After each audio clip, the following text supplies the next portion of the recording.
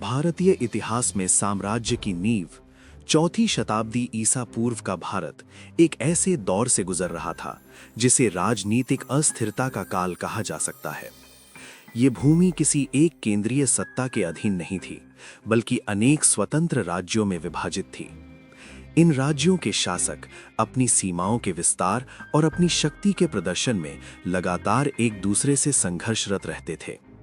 इस निरंतर आपसी संघर्ष ने राज्यों की सामूहिक शक्ति को कमजोर कर दिया था और यही कमजोरी उत्तर पश्चिमी सीमाओं से आने वाले विदेशी आक्रमणकारियों के लिए अनुकूल परिस्थिति बन गई थी।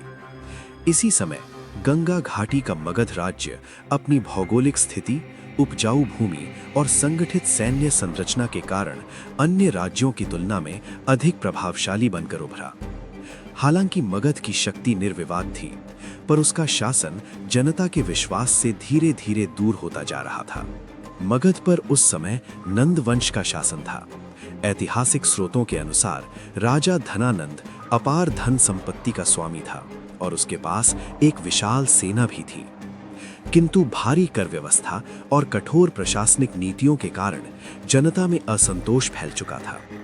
इतिहासकारों का मानना है कि यही असंतोष नंद शासन की सबसे बड़ी कमजोरी बना।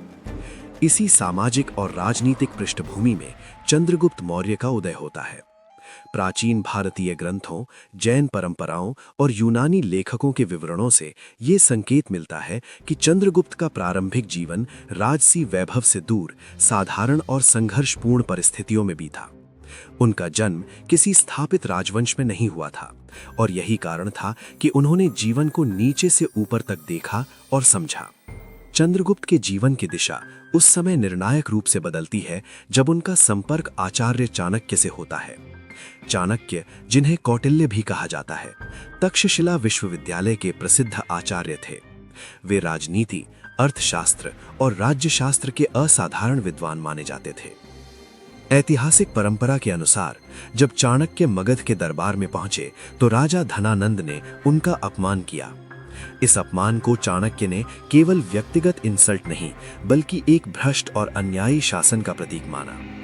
यहीं से उन्होंने नंद वंश के पतन का संकल्प लिया।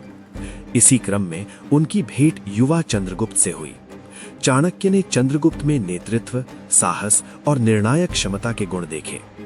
इतिहासकारों का मत है कि चाणक्य ने चंद्रगुप्त को केवल एक शिष्य नहीं, बल्कि एक भावी शासक के रूप में गढ़ा। चंद्रगुप्त को तक्षशिला ले जाया गया, जहां उन्हें सैन्य प्रशिक्षण के साथ साथ राजनीति, कूटनीति, प्रशासन और गुप्तचर व्यवस्था का व्यवस्थित ज्ञान दिया गया। ये प्रशिक्षण उन्हें केवल युद्ध जीतने के लिए नहीं, बल्कि राज्य चलाने के लिए तैयार कर रहा था। नंदवंश के विरुद्ध संघर्ष सरल नहीं था। प्रारंभिक प्रयासों में चंद्रगुप्त को असफलता भी मिली, किंतु इन असफलताओं को पराजय मानने के बजाय रणनीतिक अनुभव के रूप में देखा गया। चाणक्य और चंद्रगुप्त ने अपनी योजना में परिवर्तन किया, जनता का समर्थन प्राप्त किया और धीरे धीरे नंद शासन की नींव को कमजोर किया। लगभग 321 ईसा पूर्व नंद वंश का अंत हुआ, धनानंद पराजित हुआ और मगध की सत्ता चंद्रगुप्त मौर्य के हाथों में आ गई। इसी क्षण से मौर्य वंश की स्थापना हुई, जिसे भारतीय इतिहास का पहला संगठित साम्राज्य माना जाता है।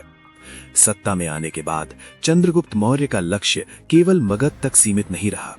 उन्होंने उत्तर भारत, पंजाब, सिंध और गंगा घाटी के विस्तृत क्षेत्रों को अपने शासन के अंतर्गत लाया। इस विस्तार ने भारत को पहली बार राजनीतिक एकता का अनुभव कराया। सिकंदर महान की मृत्यु के पश्चात उसका सेनापति सेल्यूकस निकेटर उत्तर पश्चिम भारत की ओर बढ़ा। चंद्रगुप्त और सेल्यूकस के बीच संघर्ष हुआ, जिसका अंत एक महत्वपूर्ण संधि में हुआ। इस संधि के परिणाम स्वरूप चंद्रगुप्त को उत्तर पश्चिम के महत्वपूर्ण क्षेत्र प्राप्त हुए और यूनानी राजदूत मेगास्थनीज मौर्य दरबार में आया। मेगास्थनीज की रचना इंडिका आज मौर्य काल के अध्ययन का एक प्रमुख स्रोत मानी जाती है। चंद्रगुप्त मौर्य का शासन केंद्रीकृत और अनुशासित था। प्रशासन, न्याय व्यवस्था और कर प्रणाली स्पष्ट नियमों के अंतर्गत संचालित होती थी। गुप्तचर व्यवस्था राज्य की स्थिरता बनाए रखने में महत्वपूर्ण भूमिका निभाती थी।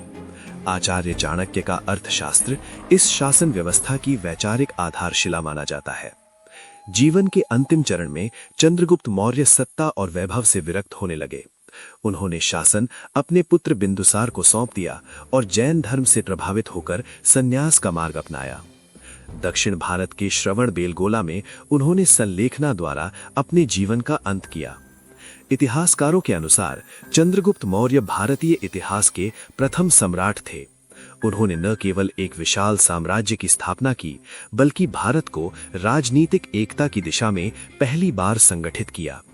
उनकी विरासत मौर्य साम्राज्य, अशोक महान और भारतीय प्रशासनिक परंपरा के रूप में आज भी जीवित है। अगर ये वीडियो आपको पसंद आई हो तो पार्ट 2 के लिए अपना कमेंट जरूर लिखें।